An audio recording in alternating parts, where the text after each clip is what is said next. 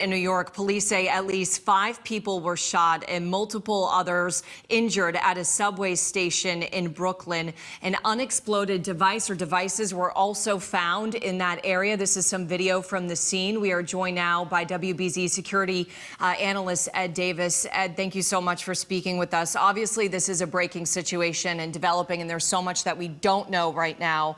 But it is incredibly scary, and you can't help but think about this in the context of the Boston Marathon being less than a week away now, and with the influx of people that we're going to have in our city riding the T, riding the subway and the commuter rail.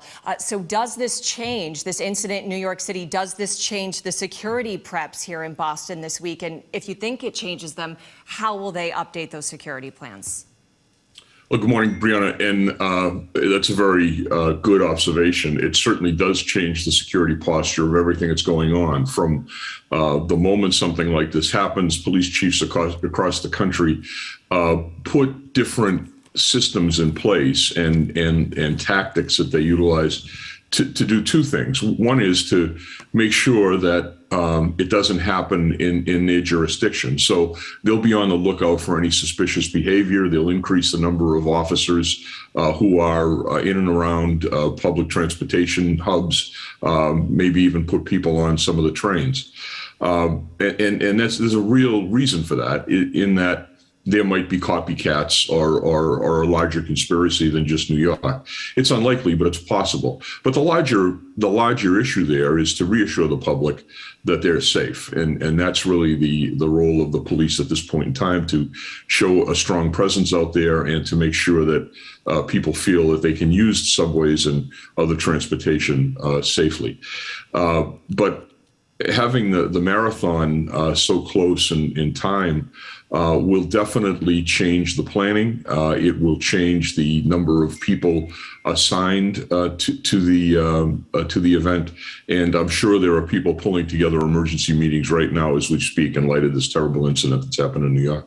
And Ed, when you think about just the network of the T and the commuter rail and the sheer number of stops and stations that goes with all of that, it's really extensive. So I imagine whatever maybe plans were already in place are going to require a completely updated plan, like you said, adding people to ride the train, to be underground in the subway station, to be watching. And it's probably, you pointed out, a good idea to mention that if you see something, you say something. In this case in New York City, again, preliminary reports, but we're hearing that the suspect fled wearing a construction vest and a gas mask. That's obviously not something that you would, typically see someone walking around the subway station with. So just kind of a good reminder for people on race day, if you see something that does not look normal to you, you should notify someone. Without a doubt, the community can be force multipliers for the police in a situation like this. And if anybody sees anything unusual, they should report it to 911 immediately so that people can get on it. The fact that somebody used a gas mask in this attack raises other possibilities that are hard to even fathom. But we need to look at exactly what happened there. Apparently there was a smoke grenade thrown during the shooting incident. Why was that done? What effect did it have? And is there something else going on there besides smoke? So there's a lot to be concerned about here. This is a very unusual attack, very audacious. Somebody has done something that is not only fatal possibly to the victims, shooting 5 people and injuring 13 others, but also just terrifying to the community, and people need to know why this happened.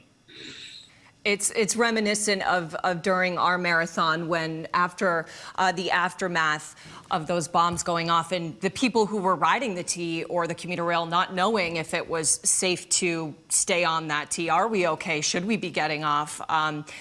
It's very reminiscent of that. And I don't know if, Ed, you've seen any of the pictures, but there are some out there now on social media of people lying on the ground at the subway station. They've been shot. There is blood on the ground.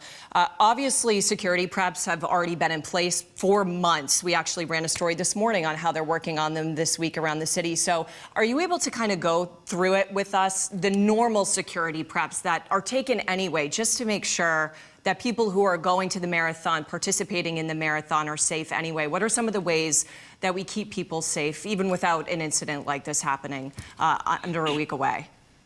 Right. Well, the plans for the marathon security happen all year long. There are committees working together and sort of after action reports as to what happened last year and how we can improve on that. And so all of those processes have been occurring. I had a conversation with Tom Grote recently before he stepped down about the work that was being done around security, and it's more comprehensive than it used to be because of what happened in the marathon attack. But right now, there are people pulling together groups to talk about exactly what can be done to lessen the threat that has raised itself as a result of this attack.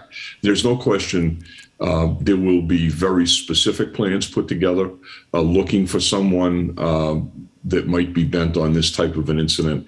And hopefully in the next 24 to 48 hours with the video that's out there, there's a very intense and urgent investigation going on in New York right now. So looking at the video, drilling down into what's happening, trying to cut through the fog of war that occurs in a situation like this with, false reports and extemporaneous statements that are made by people that aren't true.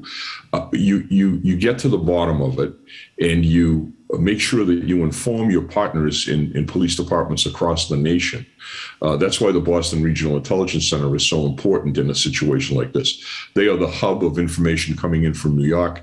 They're going to get that information out to people in Boston to make them feel safe and to allow them to do their job. So there is a lot going on right now behind the scenes, Brianna. So that intelligence will be shared here in Boston so we can make better plans. Okay, Ed, so just to wrap it up here, my understanding is you do think that this incident in New York, this shooting at a subway station, will in fact change the plans less than a week away, whether that's adding more people to monitor trains, ride trains, but this will 100% be taken into consideration. There's no question about it. And hopefully this is a one-off situation with one individual involved in it. It's not some type of conspiracy. And hopefully they'll get to the bottom of it very quickly. Are copycats a real concern, Ed? Is it a real legitimate concern for police in this kind of thing? It's probably the biggest concern we have when an incident like this happens. There aren't too many multi-city conspiracies or nationwide plots against the government. But what there are people that are living on the edge, especially with all the mental health problems that we're encountering after 2 years of COVID. It's a real concern that someone sees this on television and thinks that, maybe I can make myself famous in this way. That's the fear. And we have to be prepared for any eventuality, that one in particular. Okay, Ed Davis, thank you so much for your insight. We always appreciate it.